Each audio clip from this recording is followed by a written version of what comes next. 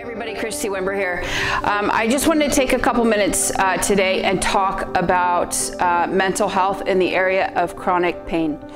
And this is an area where I personally, sadly, this is like not what you pick in life, but the last like 5 years for me, and I know many of you will watch this and you've been in pain for 20, 30, 40 years. But for me, the last 5 years where I've just been in so much pain, 3 major surgeries, and still in so, like excruciating pain at times. And I have felt like if, the truth is, if anybody knows me, they know that I believe in healing, but I have felt like the area of healing and does God heal and how does God heal and why doesn't God heal has been another thing that's been on the forefront because I'm living it. And when you live something, it becomes personalized, and then you again have to have your theology stretched. You again get, kind of what you believe about God challenged. And for me, that's what it's been. It's frustrating to know that God is healer. His name is Rapha. Healing is not something that God just does. It's who he is. So I believe that when God is present, which he said when 2 or more are gathered, God is present with us and that he dwells within us. God is present, which means if God's present, then healing is taking place. What we don't understand is why God doesn't fix everything this side of heaven. And chronic pain is one of those things that it changes you. It invades your body. And because I've lived with this, chronic pain is something that not only invades you, it isolates you. And it changes you. It changes the chemistry in your brain. It changes your personality. I mean, it's hard to be nice. It's hard to be nice when you're in a lot of pain. And so there's lots of different challenges that come with it. So I know a lot of people are going to be watching this with the question, like, why hasn't God healed me? And all I can say is, I don't know. I don't understand all of God's ways. I just know that if God's present, something's happening. I just don't understand why, not everything is fixed this side of heaven, but God does. And there's reasons to it, and there's purpose to it. And there is something about when you are in pain or suffering that God is ever so present. And I think the key has to be that we keep asking God, like, would you heal me? Like, I think when we get to the place where we stop asking is when we start getting hopeless.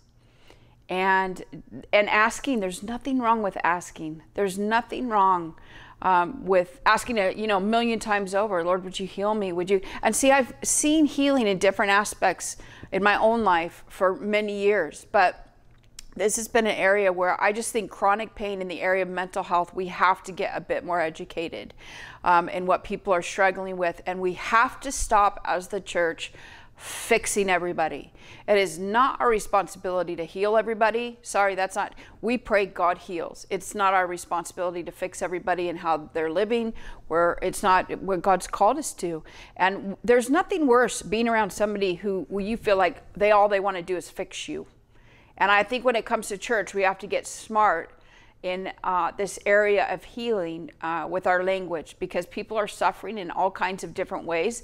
And we definitely see God heal miraculous in all kinds of different settings, but there's countless, which are the majority of people that leave church, that leave meetings, that leave after hearing a teaching very discouraged because they have not been healed.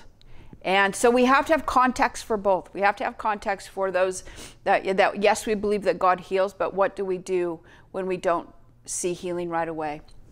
Those of you that are living with chronic pain, all I can encourage you in is to have some people around you that keep encouraging you.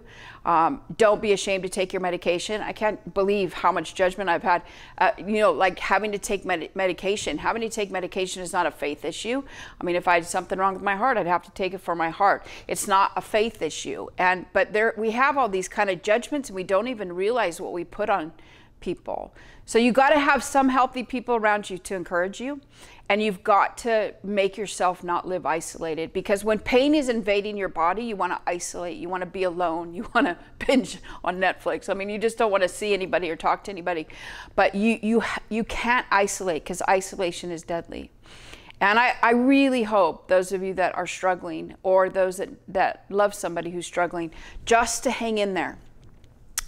in the sense where, yes, you need people around you, but also don't give up on the church. Like, it's going to take us a while before we change some language on some things, and chronic pain is one of those, because it is a mental health condition. We all have mental health, but this is most definitely an area in the place of healing where we have to get a little bit wiser in how we communicate to people, so they don't feel like something else is wrong with them. So I hope this encourages you today.